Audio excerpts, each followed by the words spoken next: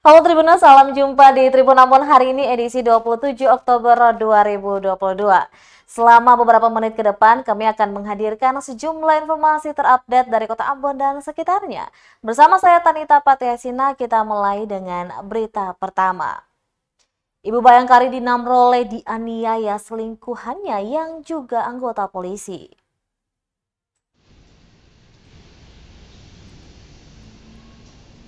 Tidak terima adiknya SM sering dianiaya oknum polisi yang bertugas di Kabupaten Buru Selatan.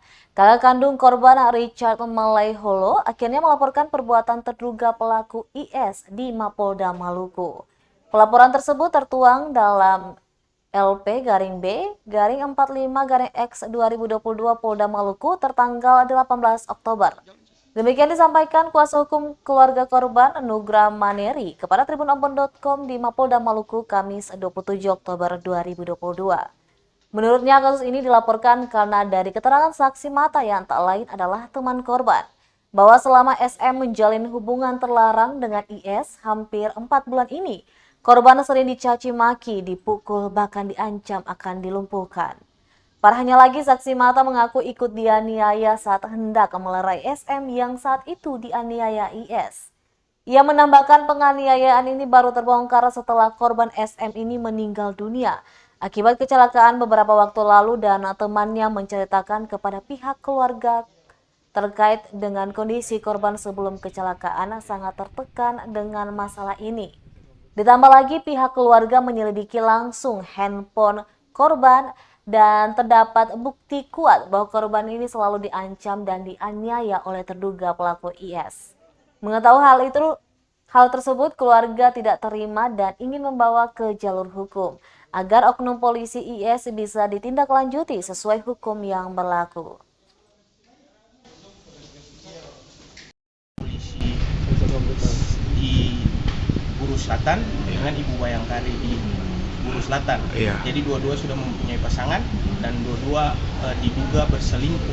Oke. Iya. Dan dari perselingkuhan itu terjadi penganiayaan terhadap Ibu Bayangkari. Ini yang dilakukan penganiayaan itu istrinya, suaminya atau selingkuhannya yang Selingkuhannya yang melakukan penganiayaan terhadap Ibu Bayangkari. Bayangkari.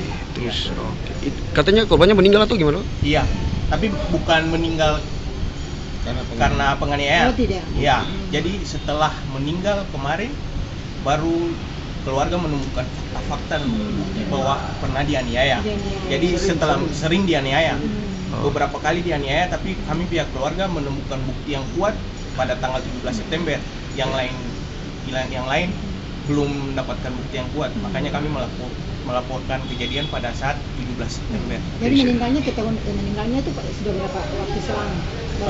Baru 14 Oktober kemarin. 14 meninggal. Iya, 14 Oktober. setelah meninggal, pihak keluarga mengumpulkan bukti-bukti dan laporan-laporan dari teman-teman almarhumah dan akhirnya memutuskan untuk melaporkan oknum polisi tersebut ke Polda Maluku pada tanggal 18 Oktober. Diduga juga penyebabnya meninggal gara-gara sering dianiaya nggak Pak?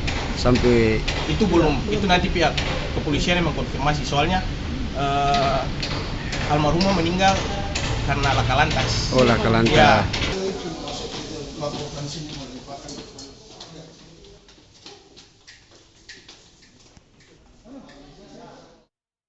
Tribuners, ternyata benar warga Kota Ambon harus bayar 23 juta rupiah untuk pindahkan makam keluarga dari TPU COVID-19.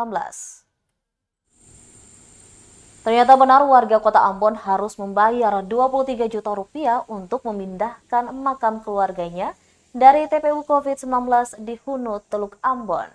Dokter ahli forensik RSUD Haulisi Ambon Willy Sialana membenarkan pembayaran makam jenazah dari TPU COVID-19 sebesar 23 juta rupiah.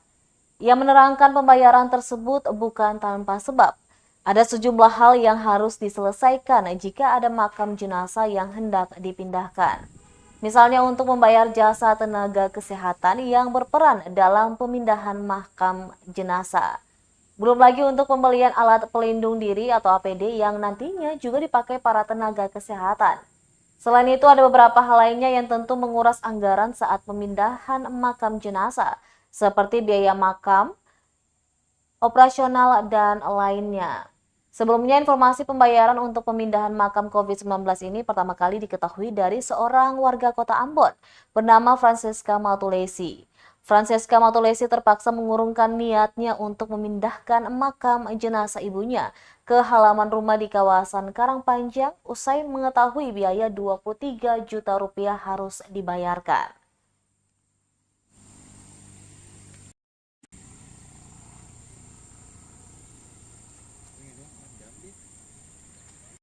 Kita harus pisahkan dulu antara kewajiban dan kebutuhan. Karena kewajiban itu suatu hal yang harus diadakan perda, harus ada peraturan-peraturan. Ini kebutuhan, murni kebutuhan di lapangan. Lalu kebutuhan itu kan yang untuk sementara saat ini yang baru kami pindahkan itu baru 5 jenazah. Itu kebutuhan yang kami butuhkan di lapangan itu ada tenaga kesehatan meliputi 10 orang.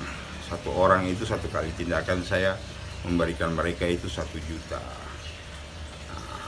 Dikali saja jadi 10 juta. Belum lagi kebutuhan APD dan yang lain-lain semuanya itu.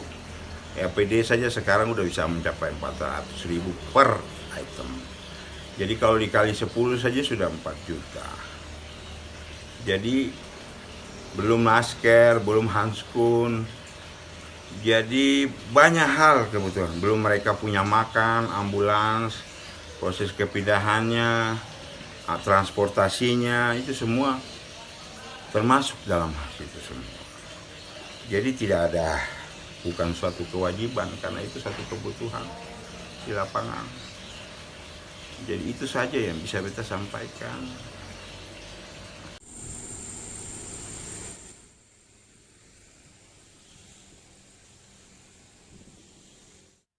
Tribuners, tak hanya warga kota Ambon, wakil rakyat kaget biaya pindahkan makam jenazah COVID-19 23 juta rupiah.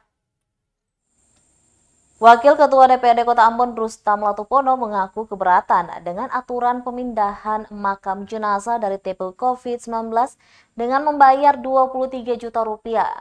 Menurutnya aturan tersebut tidak berpihak terhadap masyarakat kecil. Ia bahkan kaget dengan informasi pembayaran 23 juta rupiah untuk pemindahan makam jenazah COVID-19 tersebut. Ia menanyakan aturan tetap yang mendasari kebijakan tersebut. Diberitakan sebelumnya, Dokter Ahli Forensik RSUD Haulusi Ambon, Willy Sialana, membenarkan pembayaran makam jenazah dari TPU COVID-19 sebesar 23 juta rupiah. Ia menerangkan pembayaran tersebut diperuntukkan bagi beberapa hal saat proses pemindahan berlangsung. Misalnya untuk membayar jasa tenaga kesehatan sebanyak 10 orang dengan pembayaran masing-masing sebesar 1 juta rupiah. Belum lagi untuk pembelian alat pelindung diri atau APD yang nantinya juga dipakai para tenaga kesehatan.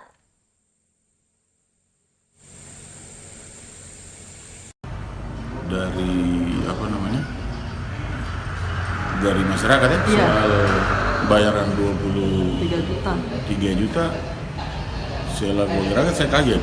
Itu yang pertama, karena memang tidak ada aturan yang sampai saat ini kita dengar. Kalau memang ada aturan itu ya silakan, tidak ada masalah. Tapi sepanjang tidak ada aturan seperti itu, kan kasihan masyarakat ya. Masyarakat yang kalau misalnya dia ekonominya, keluarganya baik nggak apa-apa. Tapi kalau masyarakat ekonomi menengah ke bawah kan problem. Jadi saya kira ini harus dilihat kembali lah. Jangan sampai semua kebijakan yang ditetapkan dia merugikan masyarakat kecil. Itu yang kita hindari. Jadi saya juga kaget kalau hari ini ada aturan seperti itu. Apakah itu ada perdanya kah atau ada edaran apakah? Itu harus disampaikan ke masyarakat biar tidak jadi polemik.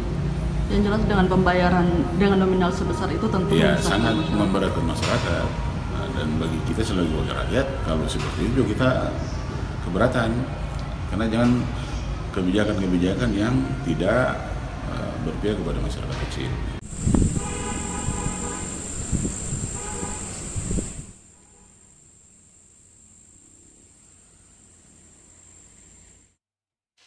Selanjutnya, Tribuners, Raja dan Sekretaris Sirisore Islam didakwa korupsi 581 juta rupiah. Ternyata simpanan uang di berangkas rumahnya. Raja dan Sekretaris Negeri Sirsori Islam Kabupaten Maluku Tengah akhirnya menjalani sidang perdana di Pengadilan Negeri Ambon Kamis 27 Oktober 2022. Raja Edi Pati Sahusiwa dan Sekretaris Irfan Tuhepali resmi jadi terdakwa kasus dugaan korupsi ADD dan dana desa Negeri Sirsori Islam tahun 2018 dan 2019. Jaksa Penuntut Umum RDCS dalam dakwaan menyebutkan total kerugian negara dari kasus ini mencapai 581.826.060 rupiah. Selanjutnya, setelah pencairan APBD negeri, terdakwa Pati Sahusiwa selaku Raja Negeri malah menyimpan uang tersebut ke brankas di rumahnya. JPU menambahkan terdakwa mengambil alih sebagian tugas-tugas sebagai bendahara negeri dengan mengelola keuangan negeri yang tidak transparan, tidak akuntabel, dengan tidak tertib, dan tidak disiplin anggaran. Ia bahkan tidak melibatkan perangkat negeri padahal terdakwa membentuk pelaksana teknis pengelolaan keuangan desa atau PTPKD dan pelaksanaan pengelolaan keuangan desa PPKD yang adalah unsur perangkat negeri yang membantu kepala desa untuk melaksanakan pengelolaan keuangan negeri. Alhasil dalam laporan pertanggungjawaban realisasi pelaksanaan APBD Negeri Sirsori Islam tahun 2018 dan 2019 yang dilengkapi dengan bukti-bukti kwitansi penerimaan dan nota belanja yang tidak benar atau tidak diakui keabsahannya. JPU menjelaskan pembayaran visi kegiatan pembangunan terjadi markup, kekurangan dan kelebihan pembayaran insentif. Usai mendengarkan dakwaan JPU, Majelis Hakim menunda sidang dengan agenda eksepsi dari terdakwa Pati Sahusiwa. Sementara terdakwa Tuhepali melalui penasihat hukumnya, Thomas Watimuri tak mengajukan eksepsi.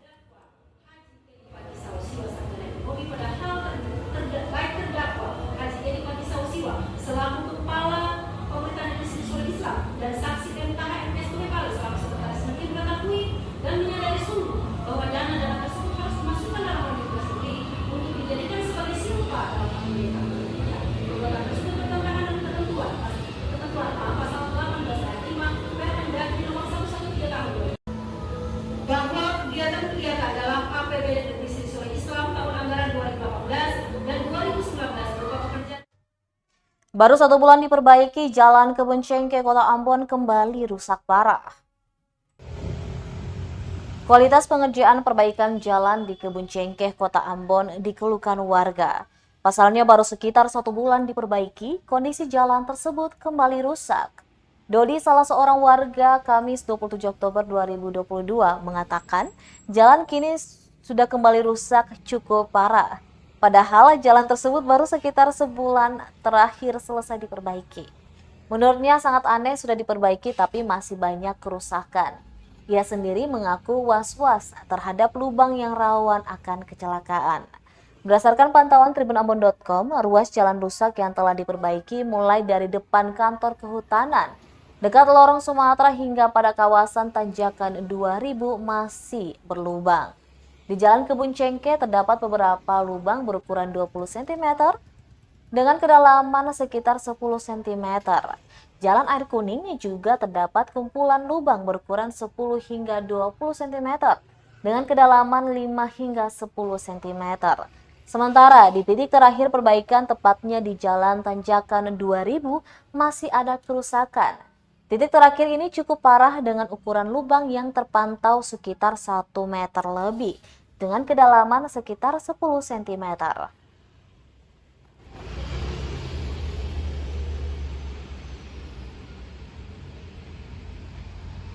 Kalau tadi lewat jalannya depannya itu kah?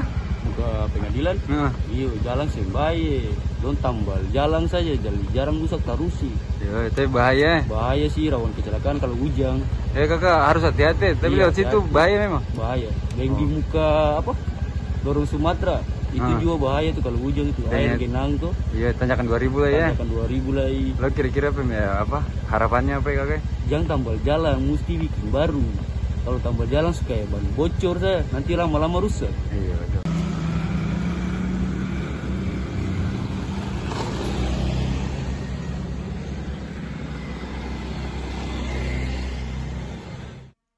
Baik Tribuners, demikianlah Tribun Ambon hari ini edisi 27 Oktober 2022.